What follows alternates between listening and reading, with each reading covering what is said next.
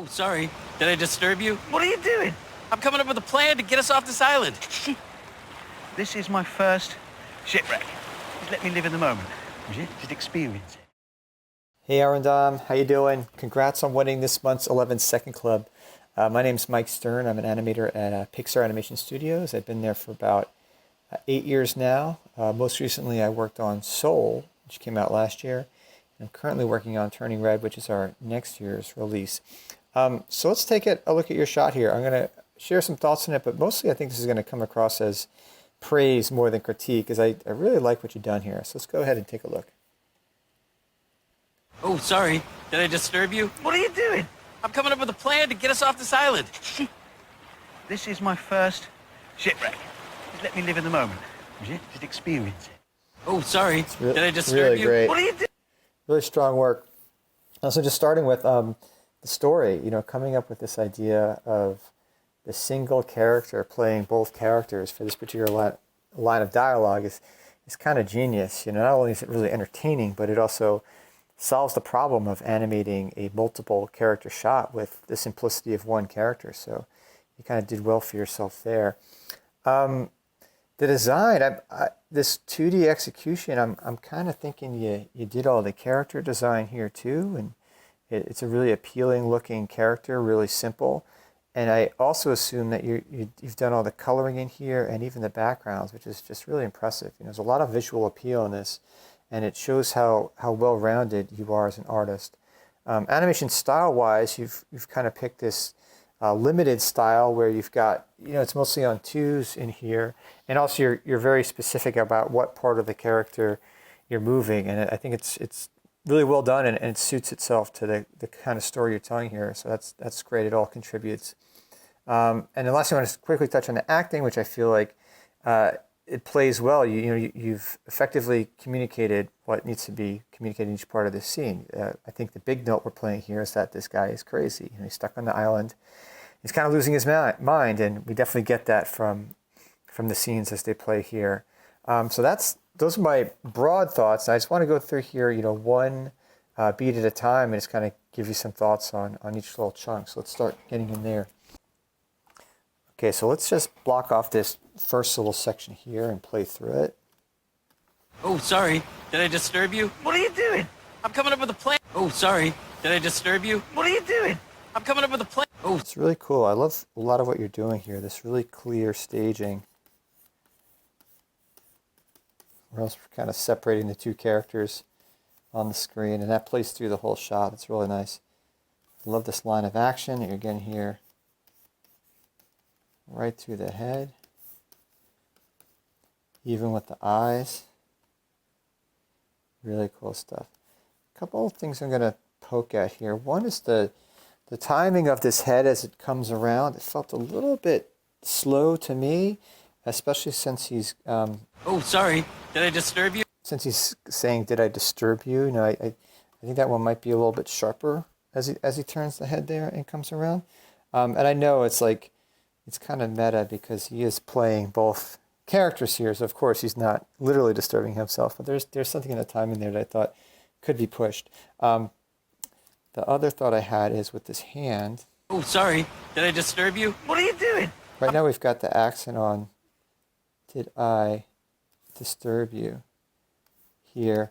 And I thought that's nice, but what might be cool is if you put it on disturb you, if you get that accent here, then it kind of throws the eye to him, right? Disturb you, and now it's almost like cueing this guy over here to respond. So it might be a nice little trick to just choreograph the scenes that we're throwing the eye from one character to the other. Did I disturb you? What are you doing? I'm coming up with a plan. Oh, sorry. Did I disturb you? What are you doing? I also think on that note, having this the U in the hand, maybe we'll make that a little bit bigger.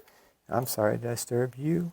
Right, just having that be a little bit bigger might again emphasize the end of the line and cue the change to the other character.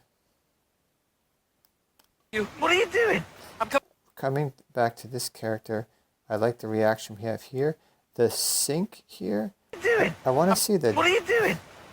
There's a lot. What are you doing? I know most of it's in that pursed mouth, but I kind of want to see an indication of that D shape when we go into doing. Right, so maybe just coming in here and getting the teeth on one of these frames before we hit that sound.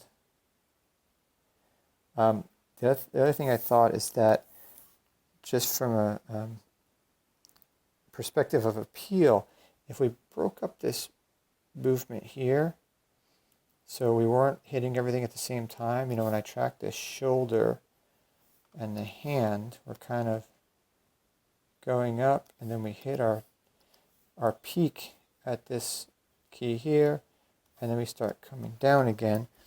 And I wonder if maybe we played it so that as the shoulder's going up, we even kind of drag the hand a little bit, and then once that shoulder actually starts to come down a bit, we follow through.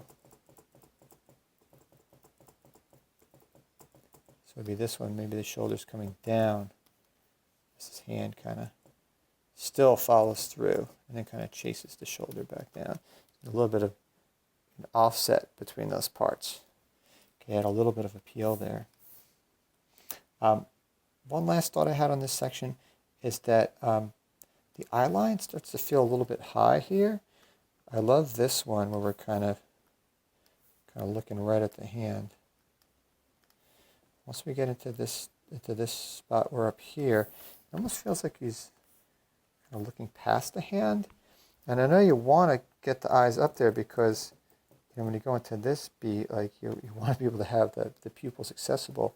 Maybe the solution is we raise the hand a little bit more to keep that connection there. That might solve it for you. Again, these are minor things. Like I thought it played really strong. So let's go on to our next section here.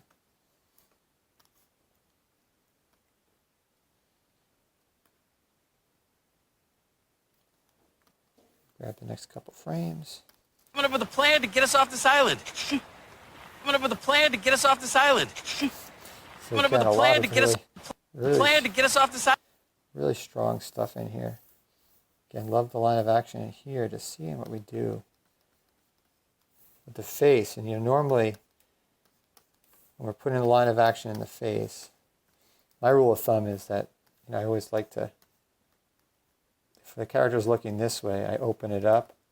But it really makes sense here to do what you did, where you're actually opening up the other side and looking this way, just to really add to the kind of craziness of the character. It totally works. One thing I was thinking for clarity, I do think like having the hair in the face does add this kind of crazy feel to the character. But in this case, we're kind of coming in right over the pupil. And I wonder, would it make sense to keep the pupil and maybe scoot this bang over a bit, or maybe bring it up a bit, where we're still covering the eye, but we're not covering that very important pupil that indicates the eye direction there.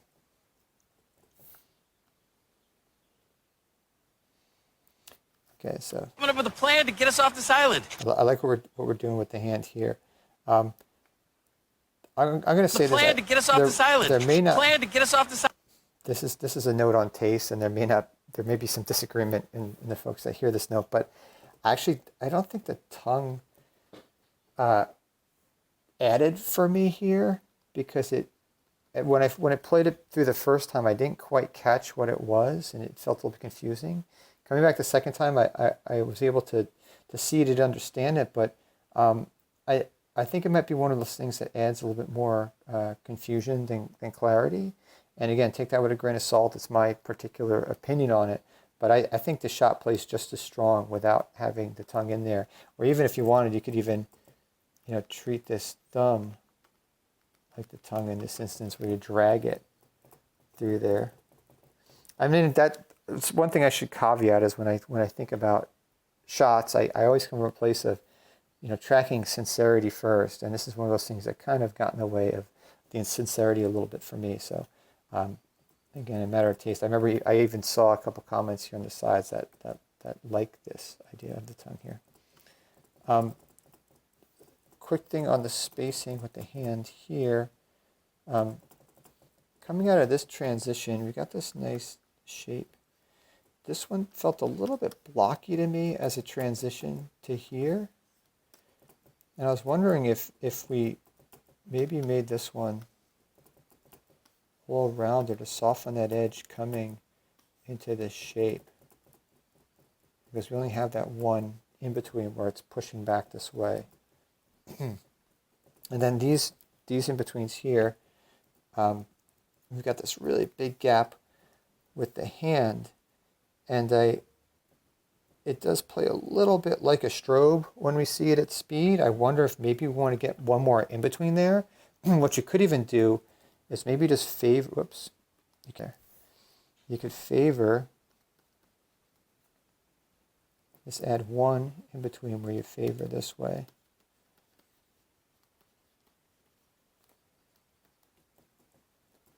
And then hit this extreme here.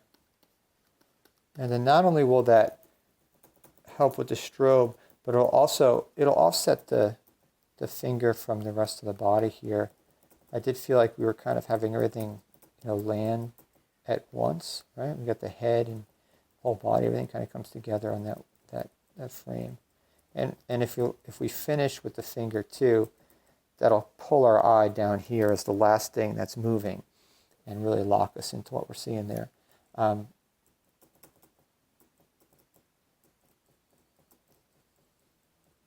In this last key here, I wonder if we could just break this tangent with the thumb a little bit. We got it nice here. And once we come to here, it just seems to blend into the shape. I wonder if we could carve that out a little bit more. There's so much good stuff going on here with the face. Like, I love all this expressiveness here. Really nice use of shapes. I even love how you kind of cheat the nose around as we go from one side to the other. Now we've got it back this way.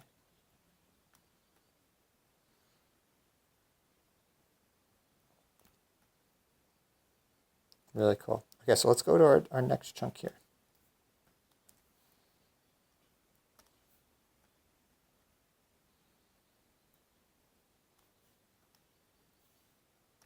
This is my first shipwreck. This is my first shipwreck. This is my first shipwreck. This is my first shipwreck. This is my really cool. Well, we got these really sharp in-betweens coming around here, which with the hand, which actually played pretty nice. This is my... Let me just step through this really quick.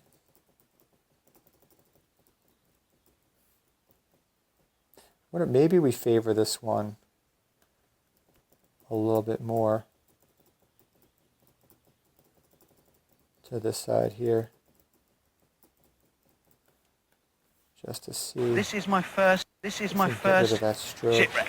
I love the smear. The smear you've got on this hand coming out of frame is really cool. Not only does it do the trick of nailing that in between, but it also has a really cool style that adds to this feel of just how crazy this guy is. So that's pretty awesome.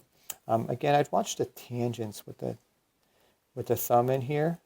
This plays nice, just seeing a little bit coming off the edge there. Maybe you just retain some of that in these shapes as we come through. This is another thing, no matter of taste. Now we've got the tear in the eye. Maybe this is what I caught in the comments. Somebody said, they really like the tear in the eye. Again, this is something that kind of punched at the sincerity a little bit for me. And since I wasn't really hearing that in the line, it's one of those things where I felt like didn't really add to the shot for me from an acting perspective. So wanted to call that out. Not a big thing either way, but it's one of those things that just maybe question it a little bit. But yeah, I like what we're doing with the other hand. This is my first shipwreck. This is my first. One thing I will say is, that since we've got this really cool smear and this big emphasis on the drag on this side of the shot, I wonder if we could even push the drag on the head just a little bit in here. Maybe not even as big as I'm drawing, but just this idea as this hand goes down, we get a little bit of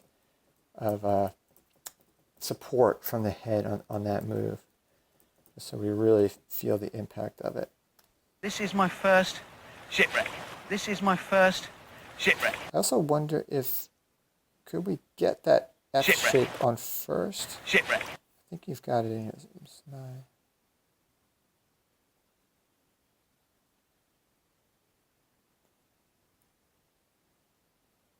I think it's here. You know, the F shape, really tucking the lip under the teeth to get that F shape. You know, sometimes I'll really accent those top teeth. Tucking the lip underneath. Maybe it means just shrinking the amount of lip you see in that particular shape. That's one I always try to get in there, that F shape. Shipwreck. This is my Okay, first. so let's go on to the last chunk here.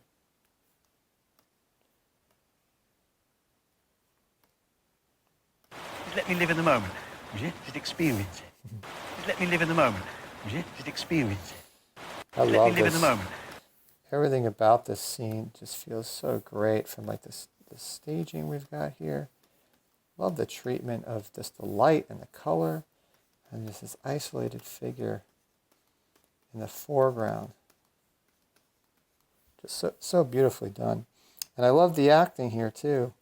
You know, we kind of turn to the hand. We got this great staging. Even the fact like the pants are kind of falling down is adds to it. This skinny leg popping out. It's all great stuff. Let me live in the moment, would you? I think even here getting this little nod on the head. It's so great. Experience it. The one thing I'm Experience. gonna poke out a little bit here in this beat is, you know, let's experience it. Just experience it. I love your use of limited animation through here, and that we're really picking and choosing what we move. But this is one where I feel like having a little bit of support from the body as we move this hand across, you know, experience it. It might plus the acting a little bit there as well.